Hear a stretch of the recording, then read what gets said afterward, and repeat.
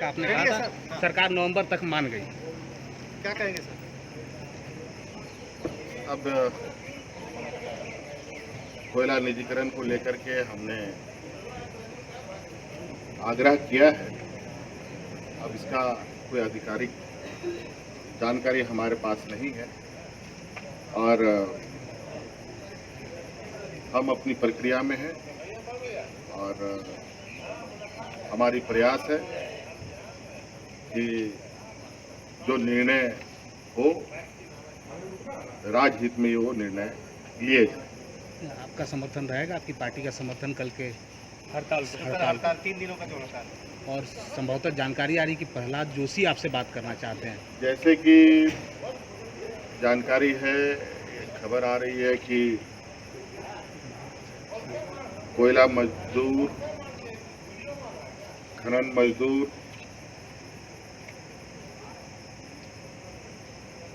ये व्यवसायीकरण करने के विरोध में हड़ताल पे जा रहे हैं। उनको भी इस लोकतंत्र में अपनी बात रखने का अधिकार है और उनकी बातों को भी सरकार को संज्ञान में लेना चाहिए, मेरा ये मानना है। क्योंकि बड़े पैमाने पर कम से कम झारखंड प्रदेश की जो वर्तमान स्थिति है उसमें बड़े पैमाने पर इस क्षेत्र में लोग जुड़े हुए हैं और इनकी आवाज भी सरकार के कानों तक जानी चाहिए। दादा एक सवाल है, सोशल मीडिया पे आप ट्रेंड कर रहे हैं, सबसे ज्यादा लोकप्रियता आपकी की है। तो वो सब चीजें आप लोग देखिए, हम लोग अपना काम करते हैं और देश दुनिया देखता है। वो आकलन करने वाले दूसरे वर्ग हैं, वो जो सही समझ उनको लगता है वो अपना करते हैं। इसलिए सवाल है कि डिजिटल पे सारा कुछ है आज की तारीख में और वो एक मापदंड हो गया है कि आप किस तरह से काम करते हैं। पिछले 6 महीने में देखिए, हमारे पास जितने संसाधन हैं हम उन सभी संसाधनों का सदुपयोग करने का प्रयास करते हैं और क्योंकि हमारे पास भी एक लिमिटेशन है, 2 आँखें हैं, 2 हाथ है, एक मुंह है, एक नाक है। अगर इसके अलावा और कोई हमारा हाथ बनना चाहता है, आँख बनना चाहता है, मुंह बनना चाहता है, तो वो भी हमारे लिए बहुत उपयोगी होता है। और इसके लिए आज की जो व्यवस्था है, जो टेक्नोलॉजी का एक प्लेटफॉर्म है, उसके माध्यम से जैसे कि अभी मैं आपसे बात कर रहा हूँ और ये बातें पता नहीं कितनी दूर तक साथ साथ में जा रही है। मुझे लगता है कि ये तकनीक का ही कमाल है। अगर उससे समस्या का समाधान निकलता है तो निश्चित रूप से उसका उपयोग होना चाहिए और मैं कोशिश करता हूँ कि हमारे सभी ऐसे तंत्र हैं, ऐसे तकनीक हैं जो 24 घंटा काम करता है, काम करे और लोगों को उसका लाभ मिले। सर, आपने 25 जून को एक पत्र लिखा था खाद्य आपूर्ति विभाग को। दिसंबर माह तक आपने कहा था कि मुफ्त में अनाज दीजिए। नवंबर तक की घोषणा हो गई है, पीएम ने की है और 80 करोड़ की बात हो रही है कि 80 करोड़ लोग लाभान्वित होंगे। देखिए, कल प्रधानमंत्री का जो देश के संबोधन में जो बातें आई है, उसमें जो अनाज वितरण की बात आई है,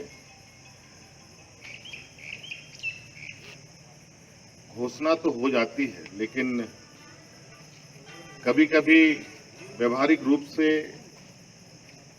सही व्यक्ति को अनाज कभी कभी नहीं मिल पाता है। इनको सिंक्रोनाइज करने की भी आवश्यकता है। आज किसी को एक लाभ नहीं, 2-2, 3-3 लाभ मिल रहा है, तो किसी को एक भी नहीं मिल रहा है। आज हम लोगों ने इस राज्य में जिनके कार्ड नहीं है उनको भी अनाज देने का काम किया और दे भी रहे हैं, जरूरतमंदों को भी दे रहे हैं। पका हुआ खाना भी खिला रहे हैं, चाहे उनके पास कार्ड हो ना हो, बच्चे हों, बूढ़े हों, कोई भी हो। आज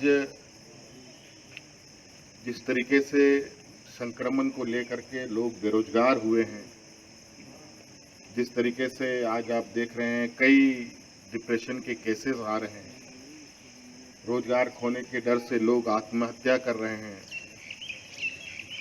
कई ऐसी घटनाएं लगातार बढ़ रही हैं। आज सिर्फ अनाज दे देना ही समाधान नहीं है, इसके अलावा और भी विकल्प पर सरकार को सोचना पड़ेगा, सोचना चाहिए। प्रधानमंत्री जी ने अनाज देने की घोषणा की है। हमारे राज्य के लिए ये एक राहत का घोषणा जरूर है, और अब हमें ये देखना है कि ये राज्य में कितने लोगों को लाभान्वित करता है और किस तरीके से करता है। ये लागू करने के उपरांत ही बताया जा सकता है कि ये घोषणा राज्यों के लिए कितना लाभ है। सर इसी से जुड़ा हुआ है, क्योंकि लोग ये कह रहे हैं कि प्रधानमंत्री ने कल कई पूजाओं का और त्योहारों का जिक्र किया, जिसमें छठ पूजा का उन्होंने खास तौर से जिक्र किया। सामने बिहार का चुनाव है, आप जो बोल रहे हैं गरीब तबका के लिए, मिडिल क्लास जो सुसाइड केस आ रहे हैं उसमें ज़्यादातर मिडिल क्लास के लोग हैं, जो नौकरी पेशा जिनकी नौकरी छूट गई। आपको लगता है कि ये पूरा चुनाव से जुड़ा हुआ कल का जो पूरा संबोधन था? देखिए,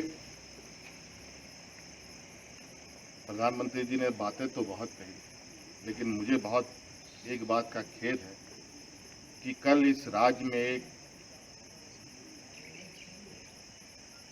ऐसा दिन होता है जिसको हम लोग हूल दिवस के नाम से जानते हैं, सिद्धू कान्हू जी का शहादत दिवस, और ये देश का पहला क्रांति था। आज मुझे लगता है कल के संबोधन में इस संदर्भ में भी उनका कोई बात नहीं आया, बाकी सभी बातें आ गई, तो आप अंदाजा लगा सकते हैं कि बातें कितने लोगों को लाभान्वित करने वाली है और कितने राजनीतिक रूप से कल का संबोधन रहा।